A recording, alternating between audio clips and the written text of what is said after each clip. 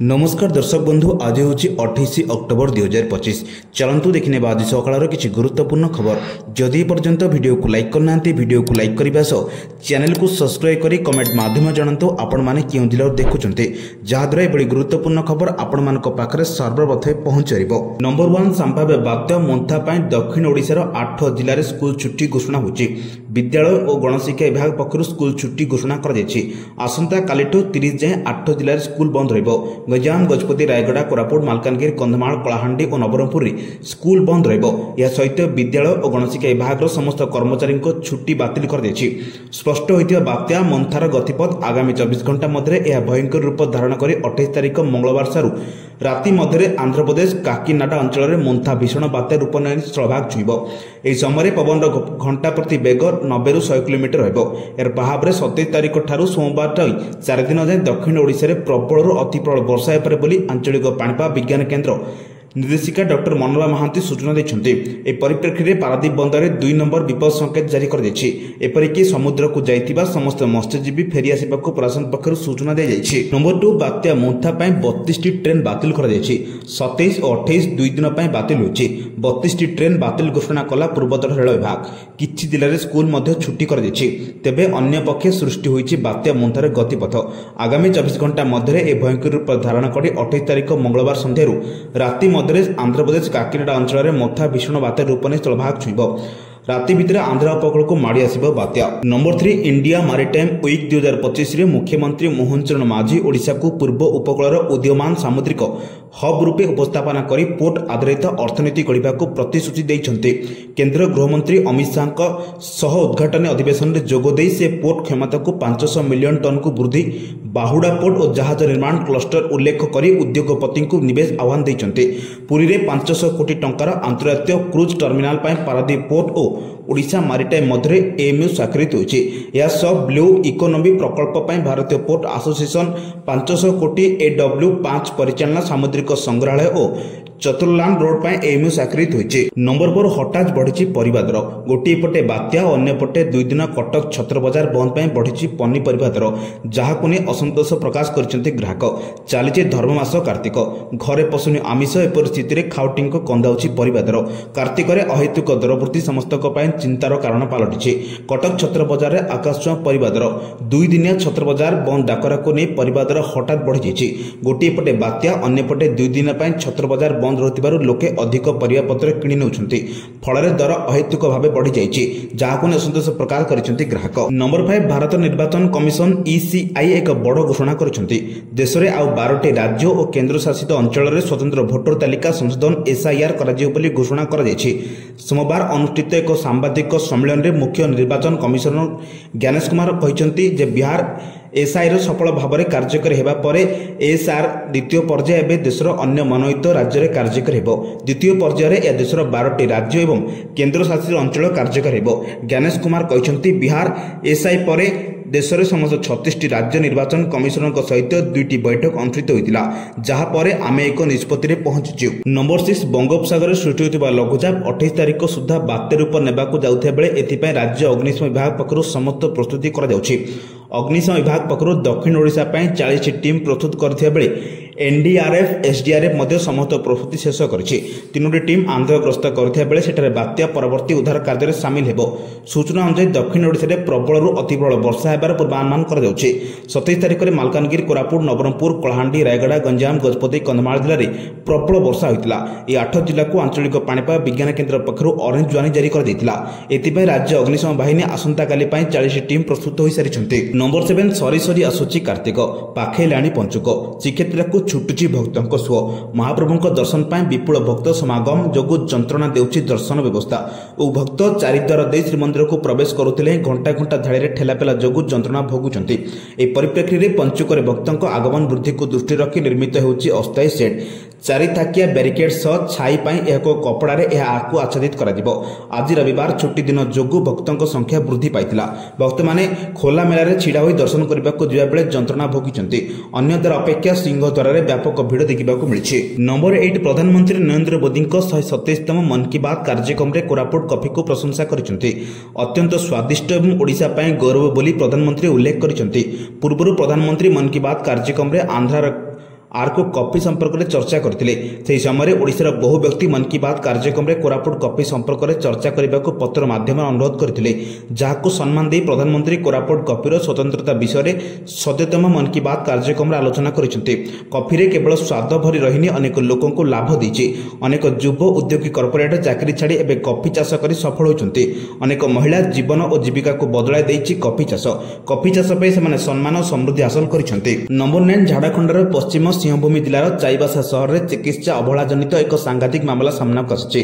थैलासेमिया पीड़ित 5 जन शिशु रक्त ग्रहण करने पर HIV पॉजिटिव चिन्हट होती। यह घटना आतंक खेलाई देथिबा बेले साधारण तीव्र प्रतिक्रिया देखा मिली। झारखंड हाइकोर्ट संक्रांत में विस्तृत रिपोर्ट दाखल करने को राज्य सरकार को निर्देश देथिबा बेले राज्य स्वास्थ्य विभाग यह घटनार तनाघना आरंभ करिछि। शुक्रवार थैलासेमिया पीड़ित एक 7 वर्षर शिशु को चाईबासा सदर हस्पिटाल रक्त भंडार में HIV संक्रमित रक्त दिया पर यह घटना प्रथम सामना को आसाला।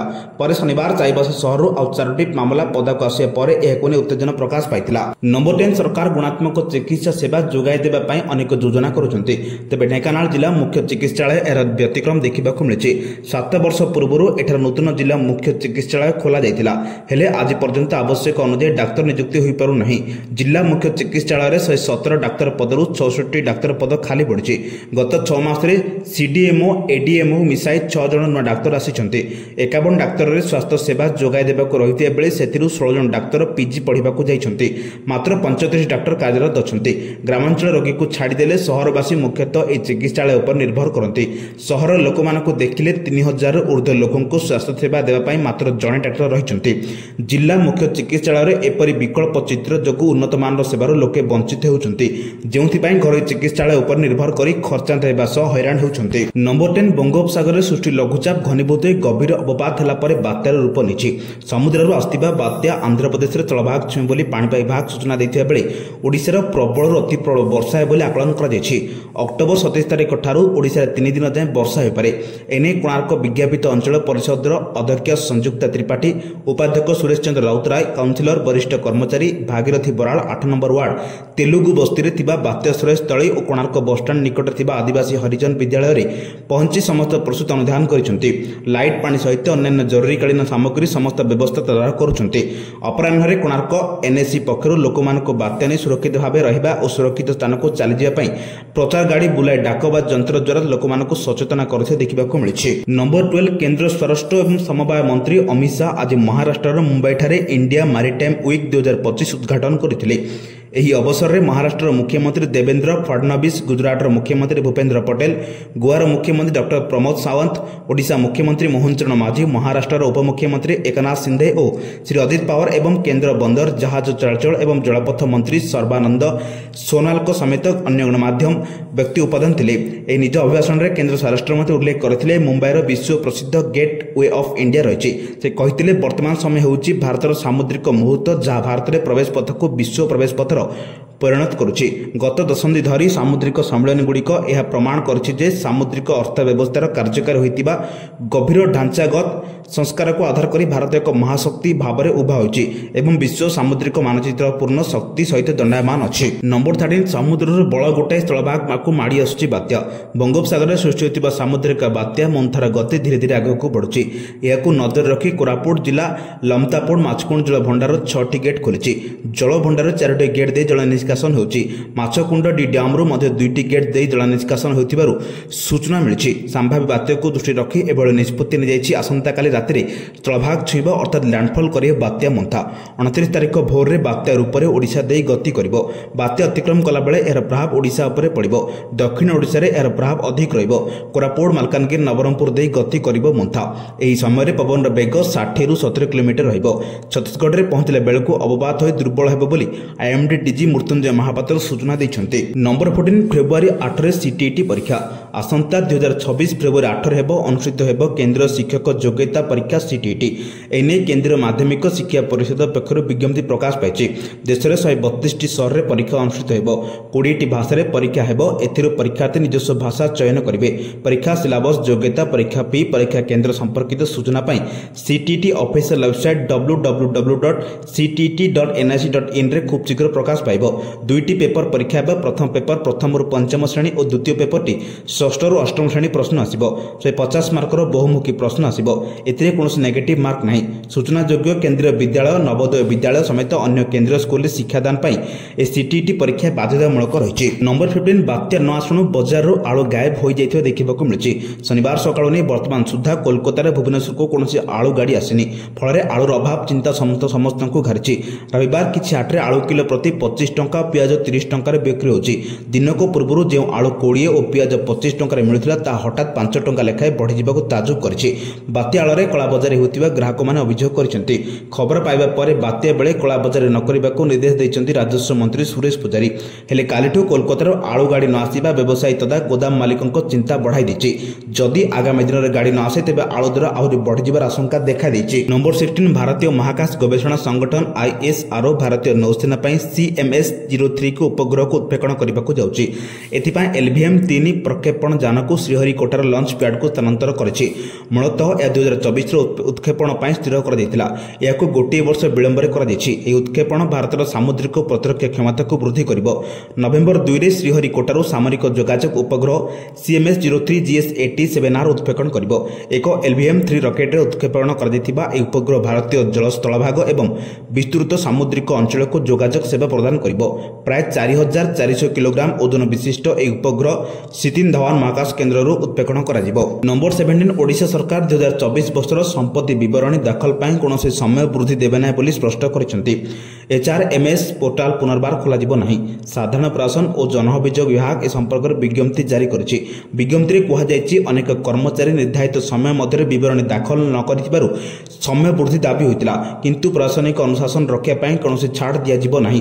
2024ର ବିବରଣୀ ନ ଦାଖଲ କରିଥିବା କର୍ମଚାରୀମାନେ ପଦୋନ୍ନତି ପାଇଁ ଯୋଗ୍ୟ ବିବେଚିତ ହେବେ ନାହିଁ। ପରବର୍ତ୍ତୀ ବର୍ଷରେ ଅନୁପାଳନ ନ କଲେ DPCରେ ବିଚାର ହେବ ନାହିଁ। 2025 ବର୍ଷର ବିବରଣୀ 2026 ଜାନୁଆରୀ 1ରୁ 31 ତାରିଖ ମଧ୍ୟରେ ଏବଂ ଭବିଷ୍ୟତରେ ଡେଡ୍ଲାଇନ୍ କଡ଼ାକଡ଼ି ପାଳନ କରାଯିବ। ବିଭାଗୀୟ ମୁଖ୍ୟଙ୍କ ଦାୟିତ୍ୱରେ 100% ଅନୁପାଳନ ନିଶ୍ଚିତ କରିବାକୁ ନିର୍ଦ୍ଦେଶ ଦିଆଯାଇଛି। ନମ୍ବର 18 ସାରା ଦେଶରେ ଲାଗୁ ହେବ SIR। କାଲିଠୁ ଦ୍ୱିତୀୟ ପର୍ଯ୍ୟାୟ ଦେଶର ଆଉ 12ଟି ରାଜ୍ୟ ଓ କେନ୍ଦ୍ରଶାସିତ ଅଞ୍ଚଳ ସ୍ୱତନ୍ତ୍ର ଭୋଟର ତାଲିକା ସଂଶୋଧନ SIR ଲାଗୁ କରାଯିବ। ଆଜି ମୁଖ୍ୟ ନିର୍ବାଚନ କମିଶନର ଜ୍ଞାନେଶ କୁମାର ସାମ୍ବାଦିକ ସମ୍ମିଳନୀ କରି ଏହା ଘୋଷଣା କରିଛନ୍ତି। ବିହାରରେ ସଫଳ ହେବା ପରେ ସାରା ଦେଶରେ ଏହାକୁ ଲାଗୁ କରାଯିବ ବୋଲି ପୂର୍ବରୁ ଘୋଷଣା କରାଯାଇଥିଲା। ତେବେ ଦ୍ୱିତୀୟ ପର୍ଯ୍ୟାୟରେ ଆଣ୍ଡାମାନ ଓ ନିକୋବର, ଛତିଶଗଡ଼, ଗୋଆ, ଗୁଜରାଟ, କେରଳ, ଲକ୍ଷାଦ୍ୱୀପ, ମଧ୍ୟପ୍ରଦେଶ, ପୁଡୁଚେରୀ, ରାଜସ୍ଥାନ, ତାମିଲନାଡୁ, ଉତ୍ତରପ୍ରଦେଶ ଏବଂ ପଶ୍ଚିମବଙ୍ଗରେ SIR ହେବ। ଭୋଟର ତାଲିକାରେ ଯୋଗ୍ୟ ଭୋଟରମାନଙ୍କୁ ଯୋଡ଼ାଯିବ ଏବଂ ଅଯୋଗ୍ୟ ଓ ନକଲି ଭୋଟରଙ୍କ ନାମ କଟାଯିବ। ନମ୍ବର 19 ମୁମ୍ବାଇରେ ଆରମ୍ଭ ହୋଇଛି 5 ଦିନିଆ ମାରିଟାଇମ୍ ସମ୍ମିଳନୀ। ସମ୍ମିଳନୀରେ ଭାରତର ସାମୁଦ୍ରିକ ଶକ୍ତିର ବ୍ଲୁପ୍ରିଣ୍ଟ ଦେଖିବ ସାରା ବିଶ୍ୱ। ଆଉ ଏଥିରେ ମୁଖ୍ୟ ଆକର୍ଷଣ ସାଜିଛି ଭାରତର ନୌବାଣିଜ୍ୟ ପରମ୍ପରା ଉପରେ ଆଧାରିତ ଷ୍ଟଲ୍, ଯାହାକୁ ଉଦ୍ଘାଟନ କରିଛନ୍ତି ମୁଖ୍ୟମନ୍ତ୍ରୀ ମୋହନ ଚରଣ ମାଝୀ। ମୁମ୍ବାଇର ନେସ୍କୋ ଗ୍ରାଉଣ୍ଡରେ ଚାଲିଛି ମାରିଟାଇମ୍ ସପ୍ତାହ। ଆଉ ଏଥିରେ ରାଜ୍ୟ ବାଣିଜ୍ୟ ଓ ପରିବହନ ପକ୍ଷରୁ ଖୋଲାଯାଇଛି ଓଡ଼ିଶାର ନୌବାଣିଜ୍ୟ ପରମ୍ପରା ଉପରେ ଆଧାରିତ ଷ୍ଟଲ୍। ମୁମ୍ବାଇରେ ଆଜି ଏହାକୁ ଉଦ୍ଘାଟନ କରିଛନ୍ତି ମୁଖ୍ୟମନ୍ତ୍ରୀ ମୋହନ ମାଝୀ। ଏଠାରେ ଓଡ଼ିଶାର ସମୃଦ୍ଧ ସାମୁଦ୍ରିକ ଐତିହ୍ୟ, ଆଧୁନିକ ବନ୍ଦର ଭିତ୍ତିଭୂମି ଏବଂ ମହତ୍ୱାକାଂକ୍ଷୀ ନୀଳ ଅର୍ଥନୀତି ରୋଡ୍ମ୍ୟାପ୍ ଉପରେ ମୁଖ୍ୟମନ୍ତ୍ରୀ ଆଲୋକପାତ କରିଛନ୍ତି। ଓଡ଼ିଶା ଭାରତର ପୂର୍ବ ସାମୁଦ୍ରିକ ପୁନରୁତ୍ଥାନ ଏବଂ ଏକ ପ୍ରମୁଖ ବାହକ ଭାବରେ ଠିଆ ହୋଇଛି। ଷ୍ଟଲର ଓଡ଼ିଶା ନୌବାଣିଜ୍ୟ ଉପରେ ଆଧାରିତ ବାଲୁକା କଳା ମଧ୍ୟ ମୁଖ୍ୟମନ୍ତ୍ରୀ ବୁଲି ଦେଖିଥିଲେ। ନମ୍ବର 20 ବାତ୍ୟା ମୋନ୍ଥା ପ୍ରଭାବରେ ଦକ୍ଷିଣ ଓଡ଼ିଶାରେ ପ୍ରବଳ ବର୍ଷା ସମ୍ଭାବନା ରହିଛି। ଏଥିଯୋଗୁଁ ପାହାଡ଼ିଆ ଅଞ୍ଚଳରେ ଭୂସ୍ଖଳନ ହେବାର ମଧ୍ୟ ଆଶଙ୍କା ରହିଛି। ଏହାକୁ ଦୃଷ୍ଟିରେ ରଖି କୌଣସି ଅଘଟଣକୁ ଏଡ଼ାଇବା ପାଇଁ ଆସନ୍ତା 30 ତାରିଖ ଯାଏଁ କଳିଙ୍ଗ ଘାଟିକୁ ପ୍ରବେଶ ପାଇଁ ବାରଣ କରାଯାଇଛି। କଳିଙ୍ଗ ଘାଟି ପାର୍ଶ୍ୱରେ ଚାଲିଥିବା ମରାମତି କାର୍ଯ୍ୟକୁ ବନ୍ଦ କରିବାକୁ ନିର୍ଦ୍ଦେଶ ରହିଛି।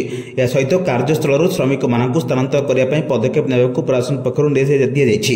କୌଣସି ଅପ୍ରୀତିକର ପରିସ୍ଥିତିରେ ତୀକ୍ଷ୍ଣ ନଜର ରଖିବାକୁ ସମ୍ପୃକ୍ତ ଅଧିକାରୀଙ୍କୁ କୁହାଯାଇଛି। ଗତ ସେପ୍ଟେମ୍ବର 16 ତାରିଖରେ ଧସି ଯାଇଥିଲା କଳିଙ୍ଗ ଘାଟି। ଏଥର ବିରାଟ ପଥର ସବୁ ଖସି ରାସ୍ତା ପୁରା ବନ୍ଦ ହୋଇଥିଲା। କଳିଙ୍ଗ ଘାଟି ଗଞ୍ଜାମ ଆଉ କନ୍ଧମାଳ ଜିଲ୍ଲାକୁ ସଂଯୋଗ କରୁଥିବା ଏକମାତ୍ର ରାସ୍ତା ହୋଇଥିବାରୁ ଯୋଗାଯୋଗ ସମ୍ପୂର୍ଣ୍ଣ ବିଚ୍ଛିନ୍ନ ହୋଇପଡ଼ିଛି। ବିଜୟୱାଡ଼ା ଓ ରାଞ୍ଚି କରିଡର ହୋଇଥିବାରୁ ବ୍ୟବସାୟ ପାଇଁ ଅତ୍ୟନ୍ତ ଗୁରୁତ୍ୱପୂର୍ଣ୍ଣ ବହନ କରୁଥିବା ଏହି ଘାଟି ରାସ୍ତା ଏବେ ପୁରା ବନ୍ଦ ହୋଇଛି। ପ୍ରବଳ ବର୍ଷା ଯୋଗୁଁ ଏଭଳି ଅବସ୍ଥା ଦେଖାଦେଇଥିଲା। ଫଳରେ ଉଭୟ ପଟୁ ଗାଡ଼ି ମଟର ସବୁ ଅଟକି ରହିଥିଲା। ଓଡ଼ିଶାର ଏହି ବଡ଼ ଘାଟିର ଉଭୟ ପାର୍ଶ୍ୱରେ ପଥର ପ୍ୟାକିଂ କାମ କରି ଦାୟିତ୍ୱ ଦିଲ୍ଲୀର ଏକ ସଂସ୍ଥା ନେଇଥିଲା, କିନ୍ତୁ ଅତ୍ୟନ୍ତ ତରବରିଆ ଭାବେ କାମ କରୁଥିବା ବେଳେ ଜୁନ୍ ମାସରେ ବି ଏଠାରେ ପଥର ଧସିଥିଲା। ଏପରିକି ସ୍ଥାନୀୟ ବିଧାୟକ ପ୍ରଦ୍ୟୁମ୍ନ ନାୟକ ବି ଘଟଣାସ୍ଥଳକୁ ଯାଇ ସେମାନଙ୍କ ଭଲ କାମ ପାଇଁ ତାଗିଦ କରିଥିଲେ, କିନ୍ତୁ ଅବସ୍ଥାରେ କିଛି ପରିବର୍ତ୍ତନ ହୋଇନଥିଲା। ଏହିଭଳି ଗୁରୁତ୍ୱପୂର୍ଣ୍ଣ ଖବର ପାଇବା ପାଇଁ ଆମ ଚ୍ୟାନେଲ ସହ ଯୋଡ଼ି ରୁହନ୍ତୁ। ଯଦି ପର୍ଯ୍ୟନ୍ତ ଭିଡ଼ିଓକୁ ଲାଇକ୍ କରିନାହାନ୍ତି, ଭିଡ଼ିଓକୁ ଲାଇକ୍ କରିବା ସହ ଚ୍ୟାନେଲକୁ ସବସ୍କ୍ରାଇବ୍ କରି କମେଣ୍ଟ ମାଧ୍ୟମରେ ଜଣାନ୍ତୁ ଆପଣମାନେ କେଉଁ ଜିଲ୍ଲାରୁ ଦେଖୁଛନ୍ତି, ଯାହାଦ୍ୱାରା ଏଭଳି ଗୁରୁତ୍ୱପୂର୍ଣ୍ଣ ଖବର ଆପଣମାନଙ୍କ ପାଖରେ ସର୍ବପ୍ରଥମେ ପହଞ୍ଚିବ। ବ୍ୟୁରୋ ରିପୋର୍ଟ, ସାବଧାନ ଓଡ଼ିଶା।